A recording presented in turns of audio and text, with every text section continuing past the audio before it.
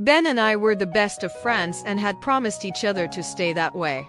However, something happened that changed our friendship forever.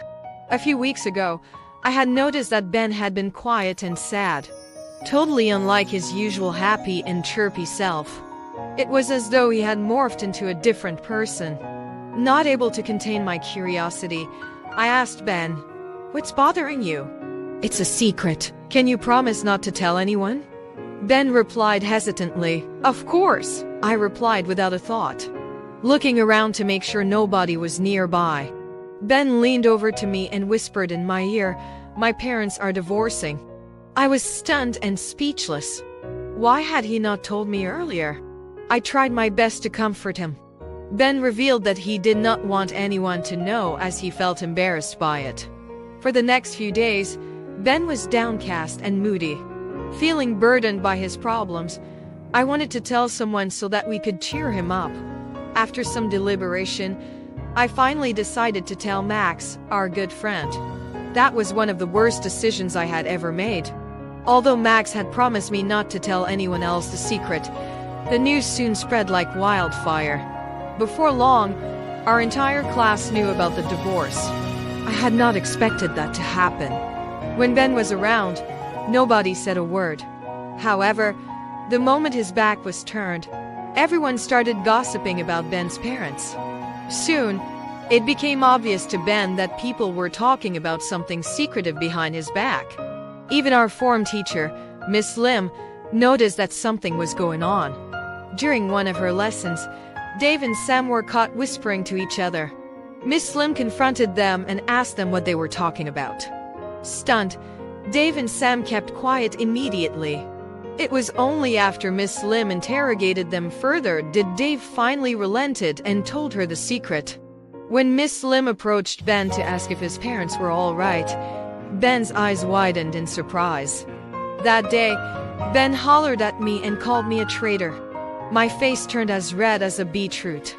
I wanted to dig a hole and hide. Feeling guilty, I mustered up my courage and apologized to Ben. "I'm sorry for revealing the secret, Ben. I didn't mean to." His face turning red with anger, Ben gave me a scorching glare.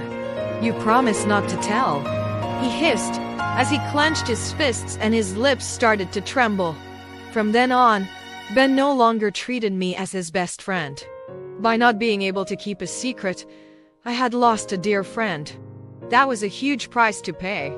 Gazing at the fluffy teddy bear with a heart-shaped locket tied around its neck, tears welled up in my eyes as bittersweet memories came flooding back into my mind. The teddy bear has been my treasured companion, a special gift from someone I missed dearly. Ruby was a classmate of mine and I rarely ever spoke to her. She was cheerful, outspoken, and had a hearty laugh. Her almond-shaped eyes sparkled with mischief. Ruby's hair was usually tied in a messy ponytail, with flyaway hair sticking out everywhere. I was the complete opposite. I was shy, studious, and very soft-spoken. When our form teacher appointed Ruby and I to be art representatives of the class, I felt a sense of dread. How am I going to work with Ruby? I thought. As art representatives, Ruby and I had to go on a few learning journeys together with the art club. Our first outing was to an art museum.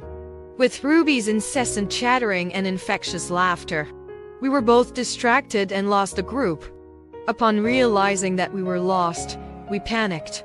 We tried to retrace our steps and finally found our group. Both of us then burst into laughter and no one knew why. We bonded over our secrets and that was how our friendship began. From that day on, we did everything together. We visited flea markets, art exhibitions, and many other interesting places. We were inseparable and became the best of friends. Skipping home one day after school, I was in a jubilant mood after spending a happy day in school with Ruby. I was surprised to see my parents at home. It was then that my mood changed. Excitedly, my parents told me that we were moving and I would be changing school the following semester.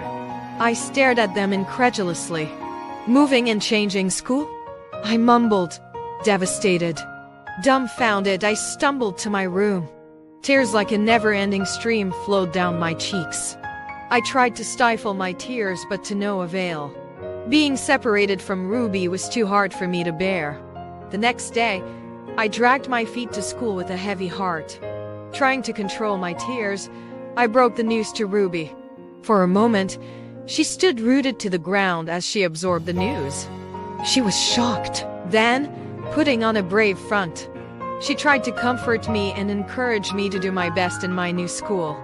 We were sad but decided to treasure the rest of the semester together. On the last day of the semester, I saw Ruby as I was walking to school. We chatted for a while and then Ruby turned to me. She took out a beautifully wrapped gift box and handed it to me. There was a bright pink ribbon tied around the box.